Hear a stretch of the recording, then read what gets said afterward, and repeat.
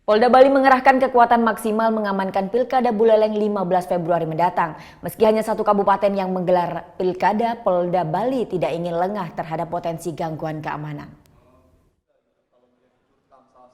Sepekan jelang Pilkada Buleleng, Polda Bali mulai mempersiapkan strategi pengamanan untuk menjaga kelancaran proses pemilihan.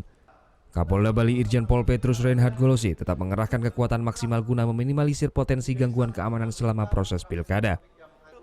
Saya perintahkan lebih baik kita overestimate daripada kita underestimate. Jadi pergelaran kekuatan akan lebih besar, semua fungsi dan sebagainya untuk mengamankan Pilkada walaupun hanya di Buleleng. Tetapi kita tidak mau walaupun sekecil apapun harus diminimalisir resiko yang ada. Untuk jumlah personel akan disesuaikan dengan situasi keamanan menjelang hari H pencoblosan. Selain dari Polres Buleleng, Polda Bali siap mengirimkan tambahan personil jika terjadi gangguan keamanan. Namun sampai saat ini situasi Kamtipmas di Buleleng relatif kondusif meski tensi politik cukup tinggi menjelang pemilihan calon bupati dan wakil bupati. Muhammad Hasanuddin melaporkan untuk NET.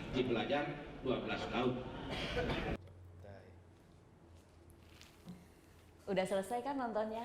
Nah, jadi jangan lupa buat like, komen, dan subscribe ya.